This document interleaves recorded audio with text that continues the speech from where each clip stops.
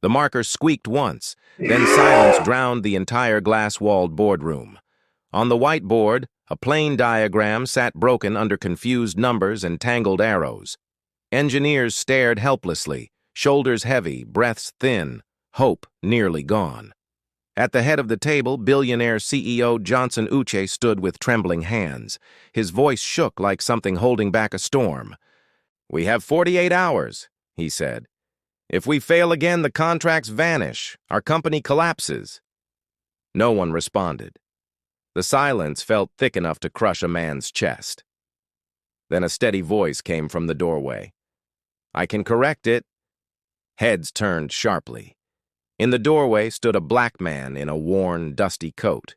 His beard looked tangled, his hair rough, his shoes nearly torn through. He held a small brown bag pressed close like something sacred. Security approached immediately. Johnson lifted a hand. "Wait." The stranger never blinked. His eyes studied the failed aircraft sketch like greeting an old, wounded friend. "I can correct it," he repeated softly. Hours earlier, before Lagos fully woke, Williams Andrew had risen under Echo Bridge. Morning light cut through concrete pillars while buses coughed awake across the road. Williams folded his cardboard bed, brushed dust from his coat, and held his brown bag. Inside were his last pieces of his former life: a worn aeronautical engineering book, old certificates, and a fading pen. He washed at a public tap, saw his reflection tremble in the water. The smile he attempted didn't stay long. He walked toward Victoria Island with the morning crowd. Every day he passed the tall building marked Aerospace, eyes always lingering. Hope and pain sat together in his chest, quiet companions. Today the building buzzed with urgency and fear. He slipped inside unnoticed, just small and gentle in movement. On the upper floor, he saw the boardroom of exhausted minds. He heard the words, 48 hours, and something deep inside awakened. He stepped forward because sometimes pain remembers purpose. Now, in the boardroom, Johnson stared into the stranger's steady eyes. "What did you say?" "I can correct it." "Let me try," Williams answered. Murmurs filled the room. "Impossible." "Who is he?" "This is madness." Johnson's voice was tired enough to try miracles. He pushed the marker across the table. "If you waste time, you waste everything. Don't waste it." The room fell completely still. Williams stepped up to the board. He smelled of dust, sun, and old paper. He didn't introduce himself. He simply erased 2 fighting arrows near the wing. He drew one elegant line, smooth like a river finding its path. He circled a small box labeled AOA and wrote sensor drift under vibration. He added 3 equations: clean, precise, enough. He wrote, "The feedback loop panics." His voice was calm. "When turbulence shakes this sensor, it thinks the nose is too high. It panics and pushes the nose down fast. Pilots fight back. The system fights harder. It becomes a tug of war at 700 kilometers per hour. He drew a filter. "Teach the sensor to listen slowly. Filter the panic." He connected 2 more boxes. "Cross-check airspeed and vertical speed. If all 3 agree, act. If one screams alone, wait." His words were simple as truth. Soft hands on the nose. Something changed in the room. Not noise, awareness. Johnson stepped closer. "What is your name?" "Williams," he said. "Williams Andrew." "Where do you live?" Johnson asked quietly. "Under the bridge," Williams answered without shame or apology. The engineers built a simulation with Williams' adjustments. The digital plane waited at a shimmering runway. They ran the most brutal test scenario. The room held its breath. Numbers fluttered, warnings flickered, the nose began to dip, then steadied, smooth, controlled, listening. The system yielded early, respecting the pilot. The plane held the sky instead of fighting it. A quiet gasp spread like wind through the room. Hope returned like morning. The graph that once screamed upward now curved softly like a calm ocean wave. Someone whispered, barely breathing, "Come on, please." The final line, the one that haunted them, crawled slowly toward green. It paused, twitched, hesitated like it was thinking about falling back red. Then suddenly, the power in the building flickered and everything went dark. Gasps burst around the boardroom as screens and lights blinked out together. Only the UPS hummed, fighting to keep the machines alive. For 2 long heartbeats, there was no sky, no numbers, no hope. Then the lights snapped back on, shaky but holding steady. The projector revived with a gray flicker, screen frozen mid-result. Johnson and everyone stared at the box, breath heavy and waiting. The result flickered once, like a flame in the wind, stubborn and weak. Then it flashed bold, bright, full. Success in green letters. The engineers jumped to their feet, disbelief breaking into joy. Some covered their mouths, others shouted, some simply cried silently. Weeks of failure and pressure melted into the air like smoke fading. Williams slowly set the marker down, hands steady but heart shaking. He had waited years to feel his mind respected again. The engineers applauded, standing, honoring not the CEO, but him, a man who walked in from the street and saved their future. Johnson stepped forward, tears shining openly in his eyes. He grabbed Williams and pulled him into a tight, grateful embrace. "Thank you," he whispered, voice shaking. "You saved lives today." Later, in Johnson's office, Williams sat in a soft leather chair. The comfort felt strange after concrete, cold wind, and bridge echoes. His old brown bag rested beside him, never leaving his side. Inside it, his past waited quietly. Book, certificates, memories of greatness. Johnson asked, gentle but firm, "Who are you really, Williams?" Williams breathed slowly and placed the worn engineering book on the desk. "This reminds me of the man I used to be," he said. He told of America, aviation work, systems he designed, skies he shaped.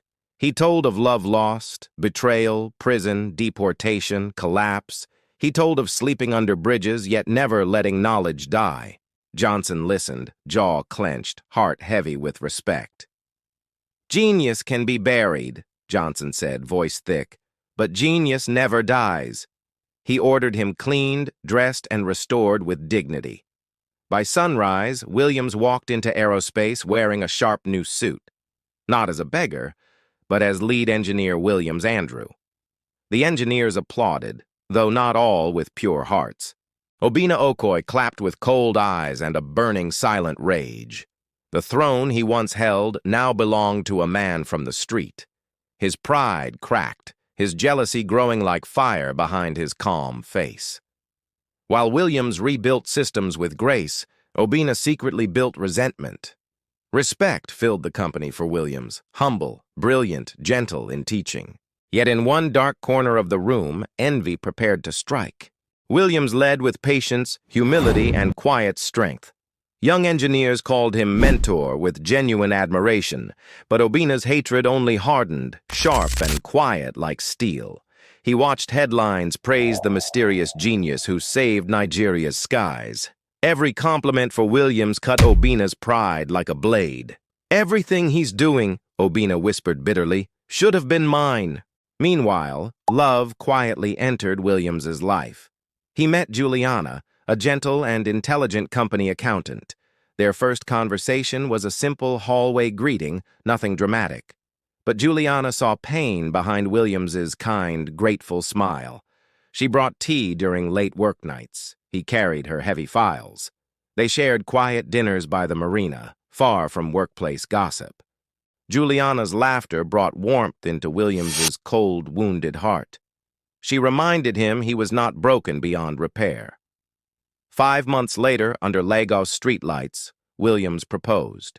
Juliana's joyful tears answered yes before words formed.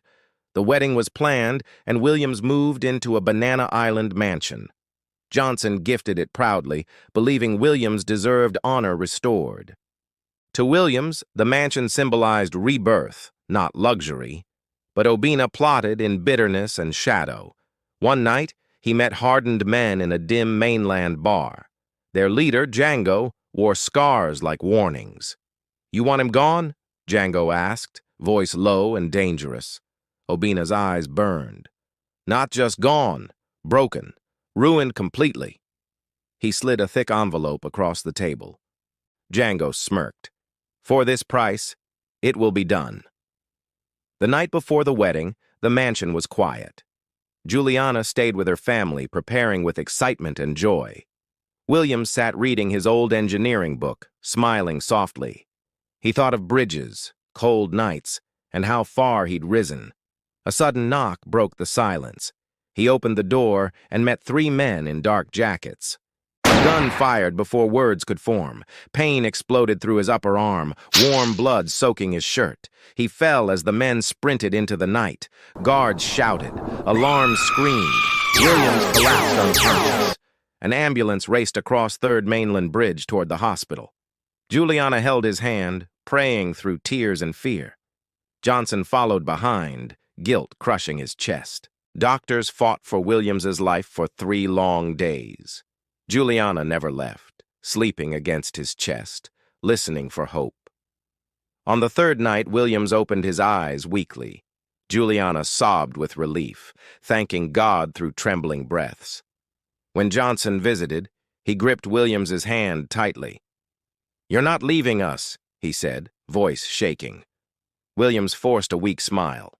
"It'll take more than a bullet." But inside, he wondered. Who wanted him dead? The answer came a week later. Security reviewed the mansion footage carefully. There was Obina outside, speaking with Django's men. The attackers, once captured, confessed everything. Obina was arrested in Lekki, dragged out in handcuffs.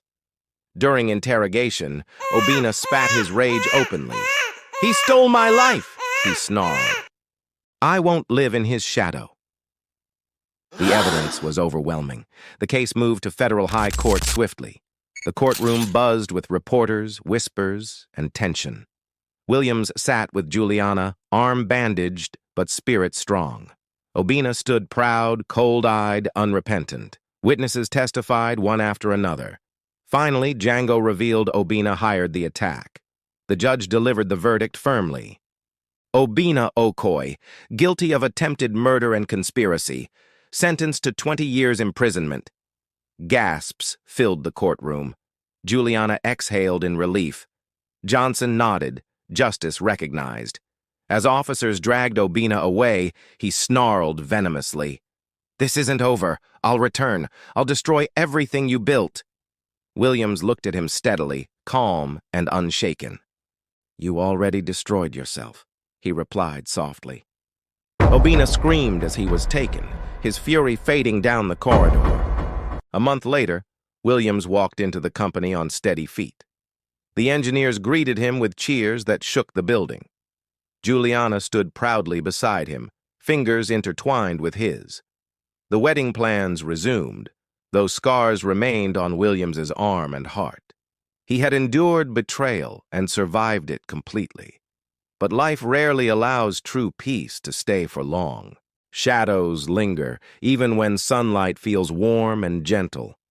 Another test waited quietly, unseen but approaching fast. The sun rose over Lagos like a golden promise. Markets buzzed, buses honked, vendors called out from every street. But today was different. Today was Williams's wedding day. The mansion swarmed with tailors, decorators, florists, and excited relatives. Williams adjusted his new suit, sharp and dignified in every detail.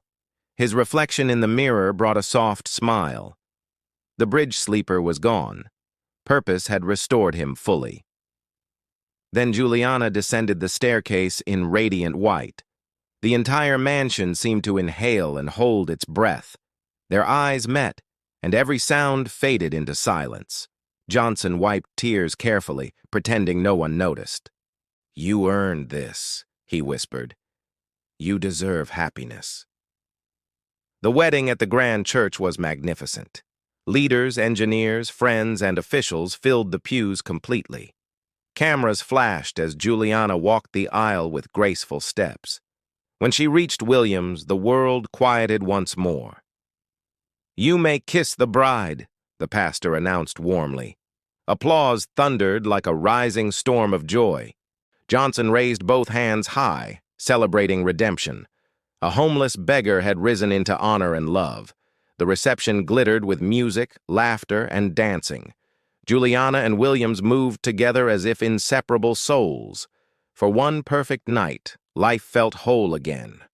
Months later, they held their newborn son in loving arms. They named him Clinton, wrapped in soft blue cloth. Williams touched the child's tiny forehead gently. "You'll never know hunger under bridges," he whispered. "You will only know love, always."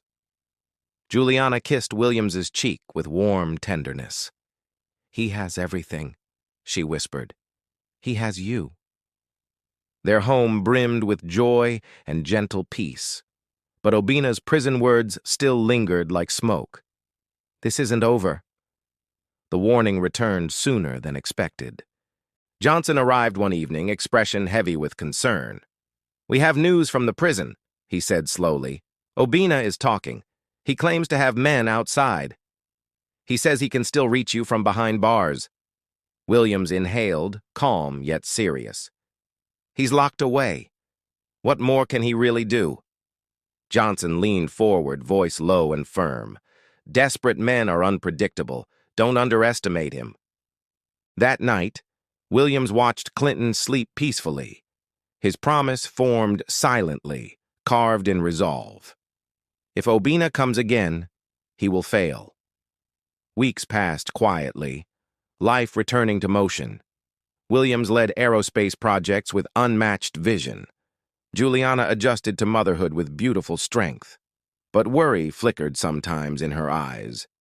"Promise me we'll face everything together," she whispered. "Always," Williams answered with certainty. Meanwhile, in the prison yard's shadowed corner, Obina waited. Hatred burned where reason once lived. He whispered to inmates, planting seeds of dangerous loyalty. "Tell them, I'm not finished," he murmured coldly. "They think they won. They haven't." His smile was thin and terrifying. Back at the mansion, night settled peacefully. Juliana rested her head on Williams's shoulder. Clinton slept softly in his arms. Stars glowed above Lagos, calm and distant. Yet Williams felt something in the quiet. Shadows never disappear. They only wait. Juliana lifted her eyes to him gently. "What are you thinking about?" she asked. Williams looked at her, then their son, then the stars. "I'm thinking about the battles inside us," he said softly. "Fear, doubt, pain. Those are the real enemies. For him, I must overcome them." Juliana squeezed his hand warmly. "And you will. You always rise." The night held its breath. Peace was present, but fragile. Obina's war was not finished. The shadows had only stepped back.